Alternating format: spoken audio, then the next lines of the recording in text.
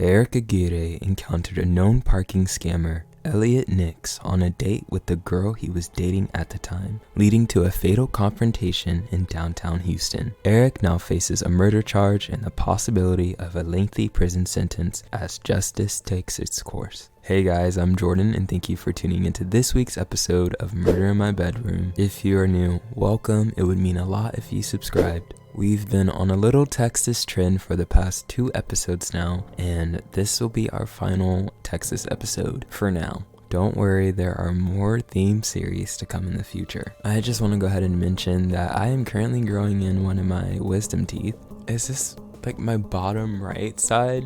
It has been very painful and it's been a very challenging week. So oh my gosh, these cars. I hope you can't hear this traffic. I'm filming this at 4:32 in the morning because I've been sleeping a lot because of the medication that I've been trying to maintain the pain, but it hasn't been it's been getting a little better if I'm being honest, but it hasn't gone away. It's still very annoying, and yeah, I wake up from the pain, keeps me up. I can't eat sometimes because I'm scared that my tooth is gonna start hurting. Mainly my gums. It's the gums in the root. You can feel the entire root almost. I don't know.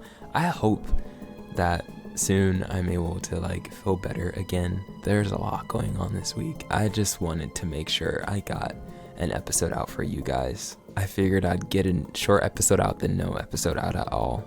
So yeah. Also, sorry if I say anything kind of weird. I usually do a million takes for each line, but obviously I can't do that today. I'll try to have subtitles at the bottom if I notice anything that sounds a little off. So yeah, just bear with me this episode. Hopefully next episode, everything will be back into order. I hope. Also, before we get started, I just want to say thank you to everyone for tuning in, especially over on TikTok. We've been getting a lot of traction over there, and I really appreciate you guys commenting and leaving your opinions. Also, a big thank you to my audio listeners over on Spotify, Apple Podcasts, Pandora, all of the podcast platforms. I really appreciate you guys for listening, following, liking, all of the above. I see the ratings and I see the support, and I just want to say thank you. Fun fact, you can watch full video episodes over on Spotify and YouTube. Like I said, it's about 5 o'clock almost in the morning, so there will be a lot of cars traveling. I'm recording this Monday at 4:36 a.m. and the episode will be up in a couple hours. So I really have to get this filmed. My tooth really restricted me from sitting down and researching for hours and, watching the videos and all of the process that goes into producing these episodes like I usually do. But we can go ahead and get started. We begin our story a little over 3 years ago on February 29th, 2020. Tony Gillespie, a local in the area, headed to downtown Houston for a night out to dine at her favorite restaurant. Tony typically parked at the paid parking lot on 1118 Crawford Street. However, on this Saturday, she said she could not pay for her parking at the machine. She was approached by an attendant who said it was going to be a special event parking today because of all of the events going on that night, charging $20 a ticket. Tony saw he had a vendor's tag on and asked to see it because it's unusual, she said. I come to this restaurant pretty frequently and the parking is usually just $7, Tony added. She noticed his tag was expired and asked him about it. He said his partner has the up-to-date tag, but his partner was nowhere to be found. Tony hesitated but eventually paid the attendant the $13 upcharge. In return, he handed her a ticket that belonged to the Renaissance Austin Hotel. She thought this was extremely offsetting. Once inside the restaurant, she said she checked with the staff about the parking price increase. The staff informed her that there had been no price increase and that she was probably scammed. She said she left the restaurant immediately, flagged down a patrolling officer who found the man in the parking lot, identified by Houston police as Elliot Nix. Nix was charged with theft that Saturday and Tony was given back her stolen funds. Flash forward to a little more than 3 years later, 29-year-old Erick Aguirre and his lover at the time, whose identity remains unidentified to the police, falls victim to another one of Nix's parking scams while going out to eat on a date at Rodeo Goat on April 11, 2023. Erick's date parked her car in the lot across the street, and he parked his white Cadillac nearby in the same lot. That's when they were approached by Nick, claiming to be a parking attendant. Nix told Erick it would be $20 per car to park, but if they brought out their receipt after eating, they would get their money back. Pretty convincing in my opinion. Erick then walked to a corner store nearby to get cash, came back to the lot, and paid Nix $40 to cover the parking for both cars. When the couple walked into the restaurant, an employee told them about Nix being a known scammer and how he doesn't actually work for the parking lot. That's when Erick ran out of Rodeo Goat and back to his Cadillac, where he retrieved a pistol as his date was still back at the restaurant. Erick then located and chased Nix down before shooting him in his back and leaving him there on the sidewalk. Erick walked back to his car nonchalantly and put the gun away before walking back to the restaurant and meeting back up with his date, telling her, "Just scared the guy and everything is fine."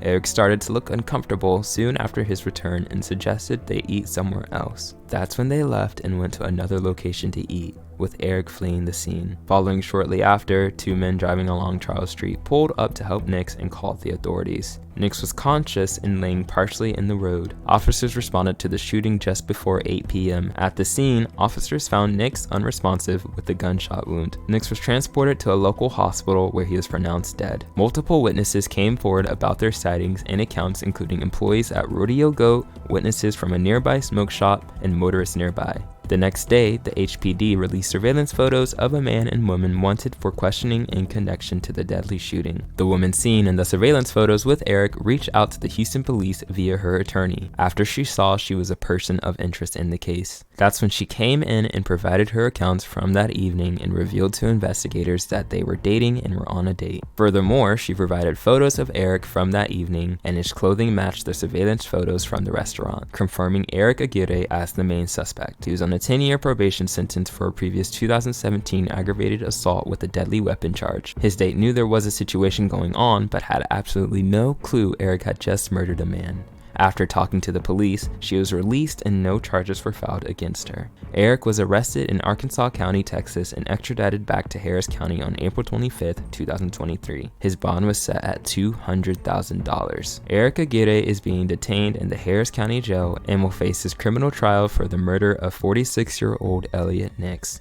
The murder charge is punishable in Texas by 20 to 99 years in prison. I tried searching as much as I could, but I do believe he didn't post bail or hasn't been convicted yet. Also, I just realized I was hunched over. Harris County court records show that Nix faced 2 misdemeanor charges for criminal trespassing and theft of less than $100 at the time of his death. He had multiple prior criminal convictions dating back to 2006, including for theft and trespassing. I feel like, yes, you shouldn't be going around scamming people out of their hard-earned money, but also you shouldn't be murdering people. Aguirre could have handled the situation like Tony did at the beginning of the case. 2 wrongs don't make a right. Thank you for tuning into this week's episode of Murder in My Bedroom. This week's sources are ABC 13, Houston Public Media, Washington Post, Mundo Now, and Click to Houston. All sources linked below. I am just so sorry for the quality of this episode. Once again, I really hope I can get back into it next week and this tooth situation gets better. I am so sorry. I feel horrible that I kind of half-assed through this episode. I just really am dedicated on posting every Monday. I think that's really important to me.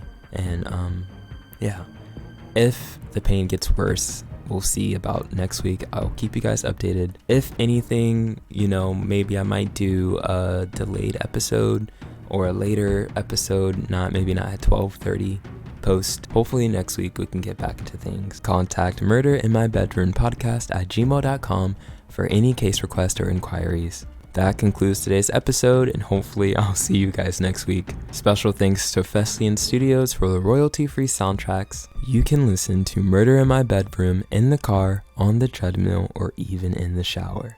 Be sure to check out Murder in My Bedroom on Spotify Podcast, Apple Podcast, or any other podcast platforms you may listen on. Thanks for listening.